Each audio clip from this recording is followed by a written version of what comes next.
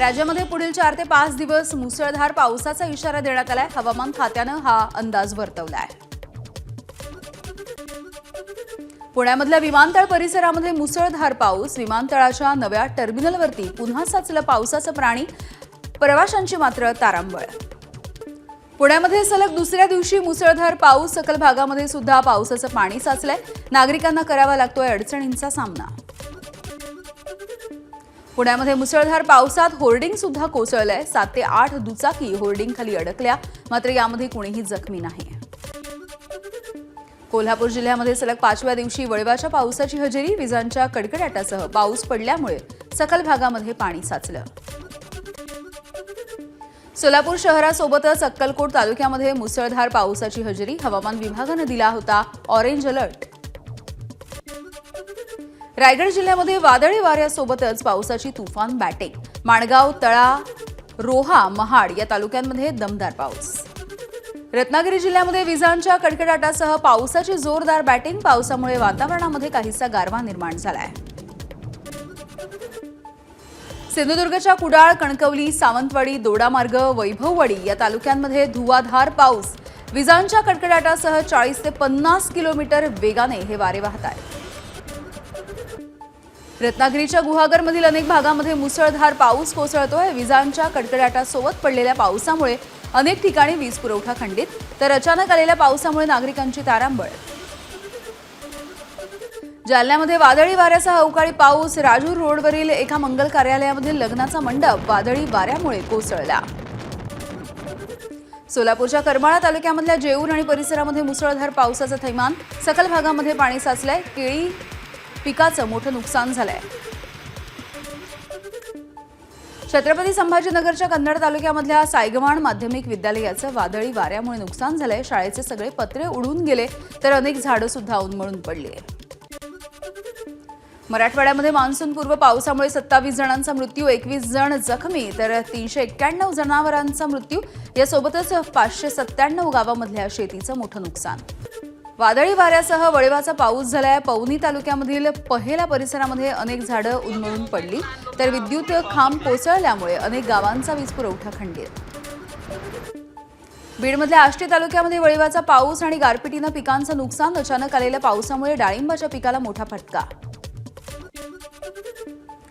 वाशिम जिल्ह्यामध्ये वादळी वाऱ्यासह मान्सूनपूर्व पावसामुळे मोठं नुकसान झालंय। अनेक घरांचे पत्रे उडून गेले। 20 पेक्षा अधिक गावांचा वीज पुरवठा खंडित झालाय। यवतमाळच्या पावसामुळे माणकेश्वरमधील केळी बागा उद्ध्वस्त झाल्या। पीक हाती येण्याच्या मार्गावरती असताना शेतकऱ्याचं लाखो रुपयांचं नुकसान झालं। अकोला, संगमनेर, राहाता आणि राहुरी या तालुक्यांना वादळी वाऱ्याचा मोठा फटका बसलाय। अनेक ठिकाणी झाडं उन्मळून पडली आणि घरांचे पत्रे उडून गेल्यामुळे जनजीवन विस्कळीत झालंय। मंत्रिमंडळाच्या बैठकीमध्ये राज्याचं नवीन गृहनिर्माण धोरण जाहीर। माझे घर माझे अधिकार या संकल्पना प्रत्यक्षात राबवल्या जाणार। येत्या 5 वर्षांमध्ये 35 लाख घरं बांधण्याचा निर्णय। यासाठी 70,000 कोटी रुपयांची गुंतवणूक। उद्योग विभागामधील धोरण कालावधी संपुष्टात आल्यामुळे प्रलंबित असलेल्या 325 प्रस्तावांना मंजुरी। यामुळे 1 लाख कोटी रुपयांच्या गुंतवणुकीसह 1 लाख रोजगार संधी उपलब्ध होणार आहेत।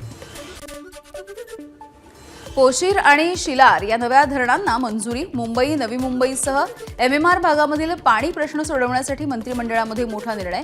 या प्रकल्पासाठी 12,000 कोटी रुपयांचा खर्च।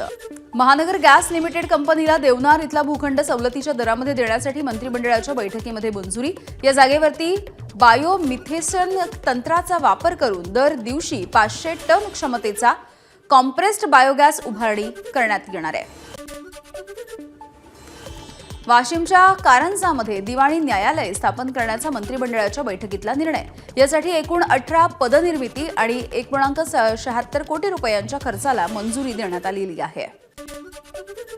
धुळ्याच्या सिंदखेडामधील सुलवाड जामफळ कनोली उपसा सिंचन योजनेसाठी 5,329 कोटी रुपयांची मान्यता। तर सिंधुदुर्गामधील अरुणा प्रकल्पाच्या अंतर्गत मौजेहेत जलसिंचन प्रकल्पाला 2,025 कोटी रुपये द्यायला मंत्रिमंडळाच्या बैठकीमध्ये मंजुरी। अकोल्यामध्ये वंचितला मोठा धक्का। स्थानिक स्वराज्य संस्था निवडणुकांच्या पूर्वीच मोठ्या नेत्यांचा राष्ट्रवादीमध्ये पक्षप्रवेश। जिल्हा परिषद अध्यक्षांसह माजी अध्यक्षा संध्या वाघोडे, ज्येष्ठ नेत्या प्रतिभा अवसार, माजी जिल्हा कार्याध्यक्ष काशीराम साबळे यांचाही समावेश आहे. अलमट्टी धरणाच्या अडचणींच्या संदर्भात उद्या राज्य सरकार लोकप्रतिनिधींची बैठक घेणार आहे. कर्नाटक सरकारकडून धरणाची उंची वाढवण्याच्या हालचाली सुरू, मात्र कोल्हापूर, सांगली आणि सातारा जिल्ह्यामधल्या लोकप्रतिनिधींचा याला विरोध आहे. इंदापूरमधील श्री छत्रपती साखर कारखान्यावरती पुन्हा एकदा अजित पवार यांचं वर्चस्व. लढतीमध्ये श्रीजय भवानी माता पॅनलने श्री छत्रपती बचाव पॅनलचा सुपडा साफ केला.